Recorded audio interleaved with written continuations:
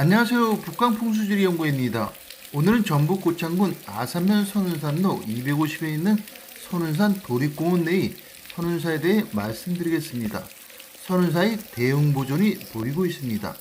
대웅보존은 석가모니부를 본전물로 모시고 그 좌우에 문수보살과 보용보살을 같이 모신 곳으로 이곳은 전면 5칸, 측면 3칸으로 되어 있습니다. 선운사는 백제 위도각 24년인 577년에 검단선사가 창건하였으며 당시 이 근처에 들끓던 도적들을 검단선사가 교화하여 소금 굽는 일을 하게 하였으며 그 후 매년 감사의 의미로 선운사에 소금을 바쳤다고 합니다. 선운사 창건 당시 89개의 암자에서 3천여 명의 승려들이 수도했다고 전해지나 지금은 모두 없어지고 도소람, 참담암, 동우암, 석상암만이 남아있으며 그중 가장 유명한 도소람으로 가는 길에는 진흥왕이 왕위를 버리고 수도했다는 진흥굴이 남아있습니다. 선운사 대웅전은 대한민국 보물 제299호로 임진왜란 때 불탄 것을 광해군 5년인 1613년에 재건한 조선 중기의 단층 목조 건물입니다. 창군 설화에 따르면 죽도포에 돌배가 떠와서 사람들이 끌어올리려 했으나 자꾸 바다 쪽으로 떠내려갔고 소문을 들은 검단선사가 바닷가로 가니 배가 저절로 다가왔다고 합니다. 배 안에는 삼중불상과 태화, 나한상, 옥돌부처, 금원님은 사람 형상이 있었고 그 안에서 이 배는 인도에서 왔으며 배 안에 부처님을 인연 있는 곳에 모시면 길이 중생을 제도 이익해 하리라는 편지가 나왔으며 검단선사는 그 불상을 모시기 위해 본래 연못이었던 지금의 절터를 메워 절을 세웠다고 합니다. 대웅보존 뒤의 모습으로 불룩한 용맥을 통해 김액선이 내려오게 됩니다. 김해폭 30m인 김액이 대웅보존 뒤로 들어오고 있으며 대웅보존의 좌향은 해좌사향으로 김액선 방향과 일치합니다. 김해폭 30m는 음택해서 엄청나게 큰 것으로 지게에너지가 그만큼 많이 들어오는 것을 의미합니다. 들어온 김액이 수산맥과 만나 멈추면서 축적된 지기가 전후좌우의 인신사의 방향 하늘에서 내려오는 천기와 만나 대웅보존의 음택혈을 형성하였습니다. 대웅보존 혈의 가로 크기는 약 24m입니다. 대웅보존 혈의 세로 크기는 약 13m로 대웅보존은 재물이 들어오는 부혈이 됩니다. 공중에서 내려다본 선운사의 모습입니다. 대웅보존 뒤 주산의 모습입니다. 외산 청룡의 모습으로 하수사가 되며 감싸고 있어 뛰어난 스님이 나올 모습입니다. 백호의 모습입니다. 외백호가 살짝 들고 일어서 신도들이 약간 사나울 모습이나 대체로 앞으로 가면서 낮아져 신도들이 절에 공손할 모습입니다. 공주에서 내려다본 조안산의 모습입니다. 문필봉이 보이고 있어 뛰어난 학생이 나올 수 있으며 문필봉은 하나나 2개가 있어야 하며 만약 여러 개가 보이면 오히려 힘을 빼앗아 화를 일으킬 수 있습니다. 대웅보존 앞에 있는 사각형의 6층 석탑의 모습으로 고려시대에 세워졌으며 원래는 9층이었는데 6층까지만 남아있다고 합니다. 사각탑은 길을 평온하게 만드는 역할을 하며 이 탑은 김액이 들어오지 않는 무맥지로 혈이 아닙니다. 대웅보존 청룡 쪽에 있는 관음전의 모습입니다. 원래는 스님들이 머물던 승방이었다고 하며 금동지장보살이 모셔져 있었는데 관음보살로 다시 제대로 모셔졌다고 합니다. 관음전은 김액이 들어오지 않는 무맥지로 혈이 아닙니다. 관음전 옆에 있는 지장보궁의 모습입니다. 1936년 절도범이 금동지장보살상을 훔쳐 일본으로 팔아넘겼으며 이 불상을 구입한 소장가의 꿈에 수시로 지장보살이 나타나서 나는 본래 전라도 고창 도솔산에 있었으니 어서 그곳으로 돌려보내달라고 하였다고 합니다.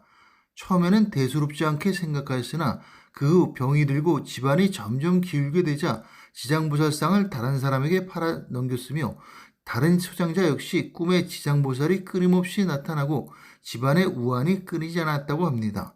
그 외에도 지장보살상은 몇 차례 옮겨 다녔으나 매번 같은 현상이 나타나 어쩔 수 없이 고창경찰서에 연락하여 모셔갈 것을 부탁하게 되었습니다.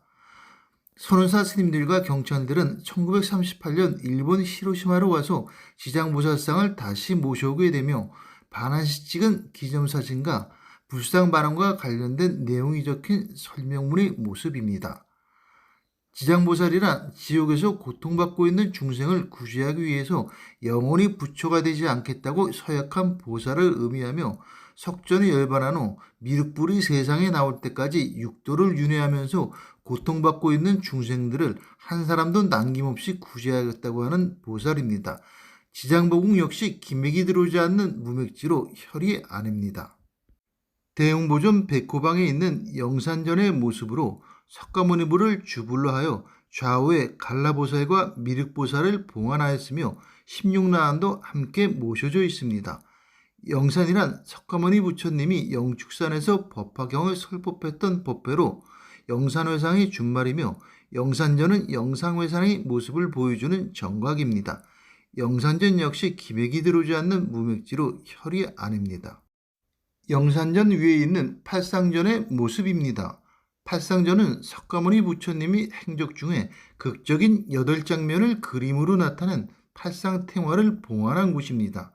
팔상전 역시 기맥이 들어오지 않는 무맥지로 혈이 아닙니다. 팔상전 옆에 있는 산신각의 모습입니다. 산신각은 불교가 도입되기 전에 우리나라에 있던 토착신앙이 불교가 도입되면서 서로 융합되어 산신신앙으로 나타낸 것으로 우리나라에만 있는 신앙 형태입니다. 산신각 역시 기맥이 들어오지 않는 무맥지로 혈이 아닙니다. 조사전의 모습입니다.